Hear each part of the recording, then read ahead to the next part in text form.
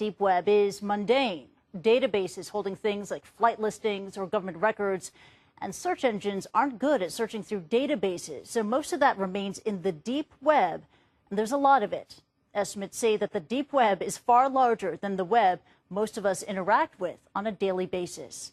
Let's delve further into the deep web. Lev Grossman wrote about it for the recent issue of Time magazine. He joins us now live from CNN New York.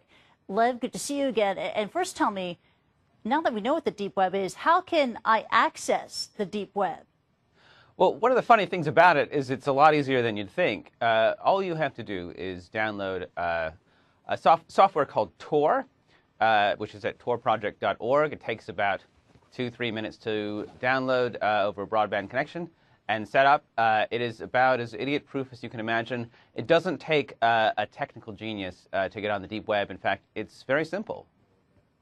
Now, who built the deep web and why? Well, one of the things that interests me about this story is that the deep web was originated as a government project. It came out of the Naval Research Laboratory and was sort of begun in about 1996, went online in 2003. So the government built this thing, and now we have the situation that's come about where, on the one hand, you have the government continuing to fund the maintenance of the deep web, while at the same time, criminals are using it, terrorists are most likely using it, and you have other branches of the federal government, like the NSA and the FBI, trying to crack this thing, which was built and is currently even funded by the government. And can I ask, why did the government build it? Well, I hasten to add, there are a lot of really good reasons for the deep web to exist. Intelligence agents use it, law enforcement uses it, political dissidents in foreign countries use it, journalists use it. There are many, many reasons why people want to be anonymous and untrackable on the web. Unfortunately, criminals like to be anonymous on the web, too. That's right. I mean, the deep web is an ideal place for intelligence agents, for journalists, etc., for covert intel, but also for illicit activity, for drug dealers, hitmen, etc. Now, if the U.S. government created the deep web, why is it so difficult for it to monitor it and to clean it up? Well, interestingly enough, unlike the recent sort of healthcare website disaster that we had, the government did a really good job. Well, the people who designed this thing did an incredibly good job of setting it up. It's elegant. It is borderline uncrackable. One of the things that came out of the Snowden leaks earlier this year was that the NSA has been hammering on this thing for years and has made very little headway in getting in. It's just too good.